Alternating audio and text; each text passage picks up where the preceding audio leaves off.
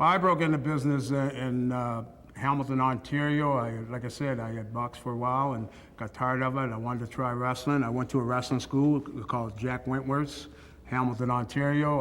I trained there for about a year and a half. And I had my first match in CFTO in Toronto TV. And from there, I went on to have a wrestling career. And at first, it was very hard. It wasn't making the money that these kids are making today. It was when you traveled, there was always 4 or 5 in a car, or there was 4 or 5. One would go in and get the hotel room, and 2 or 3 others would sneak in, because it was hard. But when we did make it, it made us appreciate it a lot more.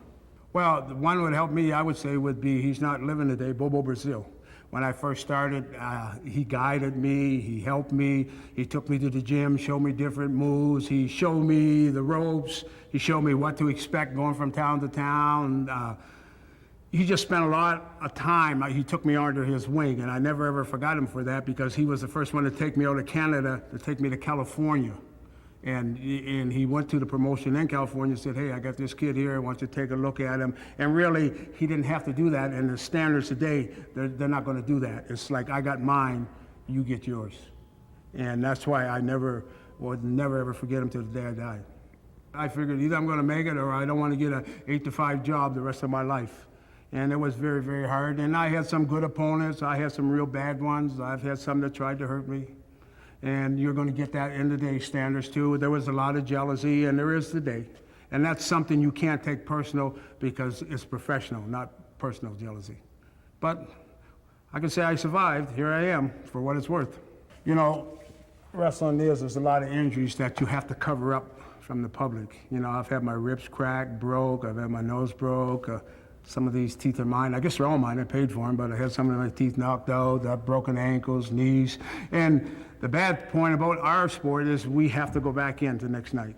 Or we can't get a knee injury and say, I gotta take 6 weeks off. They shoot it up and away you go.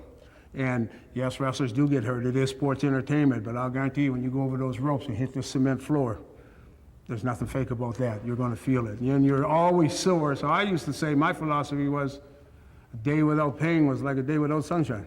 You just gotta learn to live through it and keep on going. Well, I never really had a gimmick. What I had was, I used to do the shuffle and the jabs, because I came up with that because I was a fighter first. I was a professional boxer, and I left boxing to get into professional wrestling. And I kind of one day just started throwing the jabs and doing the shuffle, and the people really went crazy for it, so that's how it caught on. First year I was Rookie of the Year. I won the Canadian Championship, I won the United States, I won many tag team titles. The one that sticks out in my mind is the most, when me and Tony Atlas became the first Afro-Americans to become world tag team champions. And that meant so much to me, and it really means a lot to me today. That's something that, they took away my belt and title, but they can never ever take away the memories. Well, I'm running SmackDown Wrestling Academy. I'm training wrestlers for the future. You know, out of every 10 guys I get, probably 4 makes it.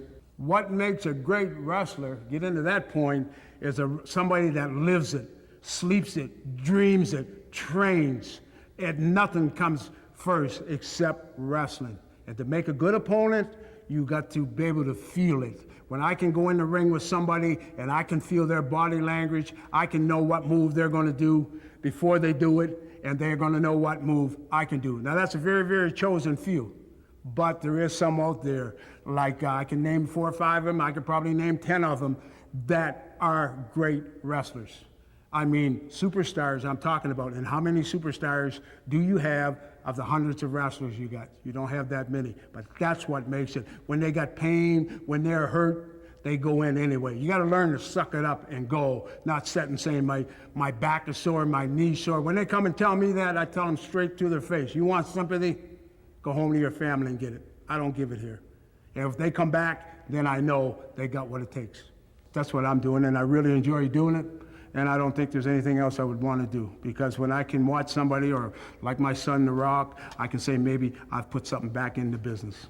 I hope to be remembered as not a legend, but somebody that brought entertainment and enjoyment to the fans' life. I hope to be remembered by training individuals like John, my nephew, my son, The Rock.